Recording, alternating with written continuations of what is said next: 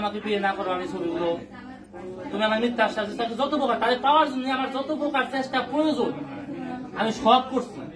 এখনো কি সেই পাওয়ার জন্য আপনি এখানে? আমি এখনো তাকে পাওয়ার জন্য করতেছি। এখনো সে যাই হোক, সে যতই তার যতই যাই হোক, সে আমার কাছে অনেকে আমাকে এই ফ্যামিলির লোকজনরা আমাদের বুঝাইছে, আমাকে আইনে ঠেট করছে। প্রথমে আমাকে বুঝাইছে মেয়ে ভালো না, মেয়ের অমুকের সাথে সম্পর্ক, মেয়ের সাথে অন্যজন এসে বাড়ির সাইকেল হয়ে গেছে, অন্যরকম মেয়ের ঘরে অন্য লোক আসে, এরকম আমাকে বোঝানো হয়েছে এই ফ্যামিলির লোকজন। যখনকে আমি বলছি যে আসলে আমি একটা কুকুরের সমতুল্য হয়ে গেছি, আমি তাকে ভালোবাসি, আমি তার কোনো পাস্ট আমি কিচ্ছু দেখতে চাই না, আমি তাকে বিয়ে করবো, এটা আমার সবাই করে। কে কি বললো, আমার বাবা মা মানবো কি না মানবো এটা আমার সাবজেক্ট না।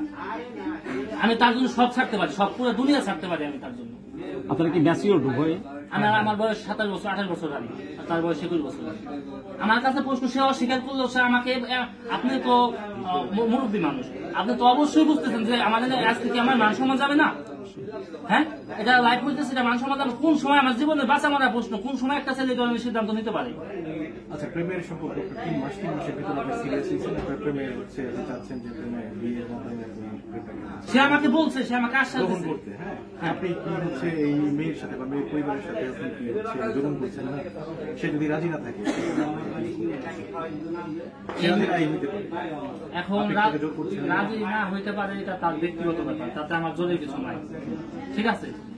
কিন্তু আমি তাকে ছাড়া বাঁচবো না।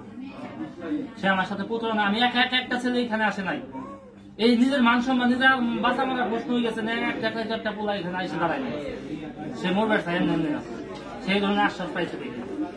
আর তাকে বিয়ে না করতে পারলে আমি এত কিছু ক্যামেরার সামনে বলতে আমার নিজেকে, আমি সে যাই হোক তার চরিত্র কি আমি জানি না, আমার চরিত্র আছে, আমার মান সম্মান আছে, আমি তাকে বিয়ে না করলে নিজেকে ক্ষমা করতে পারবো না। এবং আপনি বিয়ে না করে এখান থেকে যাবেন না? না, কোনোভাবেই না।